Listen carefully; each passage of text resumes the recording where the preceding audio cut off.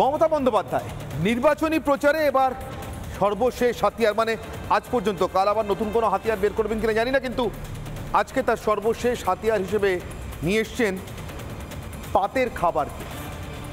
ঠিক ধরেছেন, খাবার মানে আমরা দুবেলা যেটা খাই, ডাল ভাত মাছ, যারা মাংসাশী তাদের জন্য মাংস, যারা নিরামিষাশী তাদের জন্য অন্য কিছু, এই সব কিছুকে কেন কেন সেটা একটা প্রশ্ন। সে প্রশ্নের উত্তর হয়তো মমতা বন্দ্যোপাধ্যায় নিজেই সব থেকে ভালো দিতে পারবেন। তবে আজকে নয়, অনেক আগে 2012 সালে, মানে মমতা বন্দ্যোপাধ্যায় ক্ষমতায় আসার মাত্রই এক বছরের মধ্যে মমতা বন্দ্যোপাধ্যায় ক্ষমতায় আসার ঠিক এক বছরের মধ্যে এই কলকাতাতে, এই বাংলার রাজধানীর বুকে কলকাতাতে তারই দলের এক গায়ক, নাম নেব না, নাম নিতে রুচিতে বাধে, অমন মেরুদণ্ডহীন চরিত্রহীন গায়কের নাম নিতে রুচিতে বাধে, কিন্তু তিনি আবার তখন মমতা বন্দ্যোপাধ্যায়ের কেরামতি বা কারসাজিতেই এই যাদবপুর লোকসভা কেন্দ্র থেকে দলের সাংসদ ছিলেন।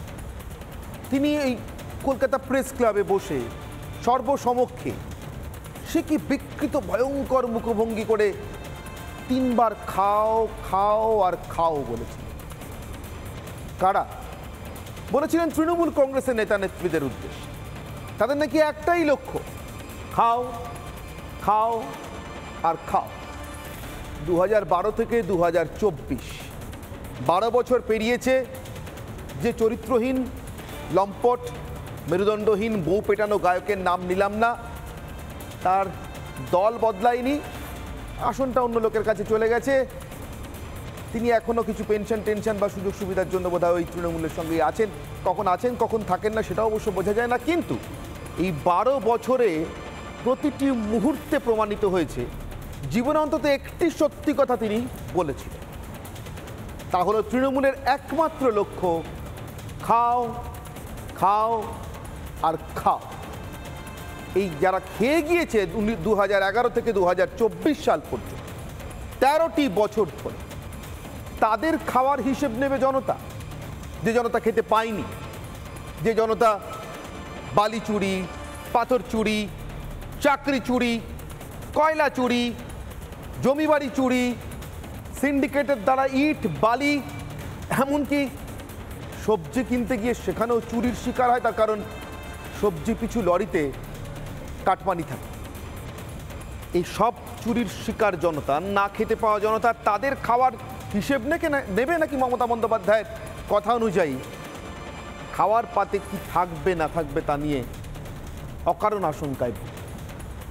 এ বাংলার মানুষ খাওয়া না খাওয়ার খেলা চলে যদি সারা বেলা। ওই গায়কের কথা বলছি, কখন কি ঘটে যায় কিচ্ছু বলা যায় না, মমতাও জানে। তাই আজকে অবচেতন মন থেকেই হয়তো 2004-এর কথা উঠেছে।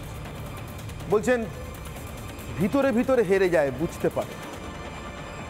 বুঝতে পারছেন কি মমতা ভিতরে ভিতরে হেরে গিয়েছেন? আসবো আজকের ভিতর, তার আগে আজকের বিশেষ প্রতিবেদন।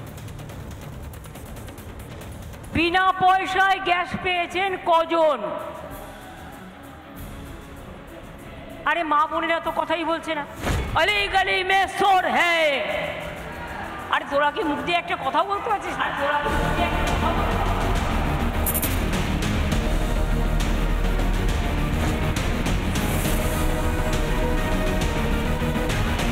শুনুন, অটল বিহারী বাজপেয়ীজি 2004-এ হেরে যাবে এটা আমরা কেউ বুঝতে পারিনি। রাইজিং ইন্ডিয়া স্লোগান দিয়েছিলেন, কিন্তু দেখা গেল দেশের হাওয়া বদল হয়ে গেছে। ভেতরে ভেতরে মানুষ ভোট দিলেন না। মুখ্যমন্ত্রী মমতা বন্দ্যোপাধ্যায় হাবড়াতে সভা করছেন, সেই সময় প্রচুর মানুষজন সভামঞ্চ ছেড়ে চলে যাচ্ছেন অন্যত্র। যখন মুখ্যমন্ত্রীর জনসভা চলছে তখনই কিন্তু কাতারে কাতারে তৃণমূল কর্মী সমর্থকরা তারা সভা মঞ্চ ছেড়ে চলে যাচ্ছে।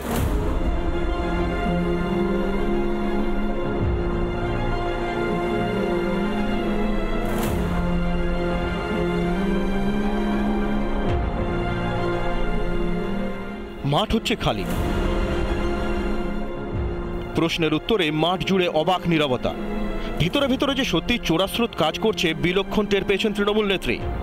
বিজেপিকে মমতার বহিরাগত তকমা মানুষ মেনে নেয়নি যে তা মোদী শাহের সভার ভিড়ই প্রমাণ করে।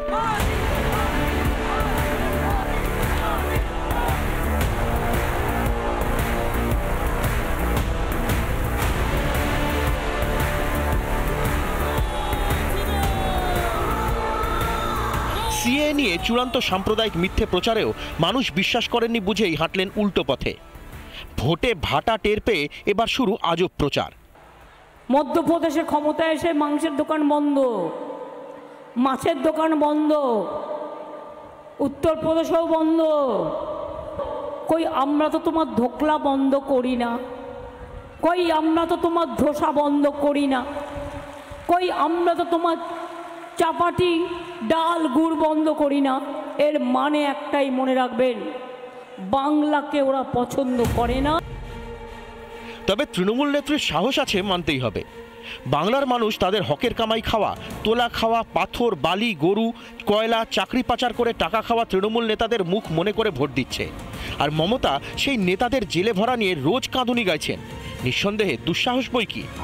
সবাইকে জেলে ভরে দিয়েছে, দেশটাকে কারাগার বানিয়ে দিয়েছে। বাংলা এবার ভোট খাওয়া তৃণমূল বনাম না খেতে পাওয়া জনতা। মমতা বুঝতে পারছেন কি কখন ভেতরে ভেতরে 2004-এর মতো হেরে গেছেন। দেশের হাওয়া বদল হয়ে গেছে, ভেতরে ভেতরে মানুষ ভোট দিলেন না।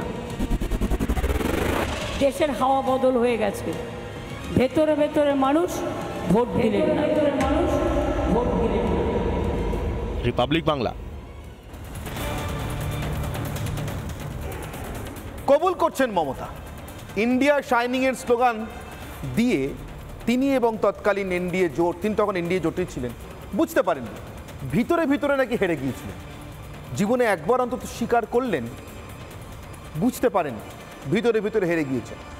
আরেকবারে হার কি সামনে, ভিতরে ভিতরে হেরেই গিয়েছেন। আমার আজকের বিতর্কের প্রথম প্রশ্ন, আমার প্রথম অগ্নিবাণ। ভিতরে ভিতরে আগেই হার, ভোটে মমতার ভরসা খাবার।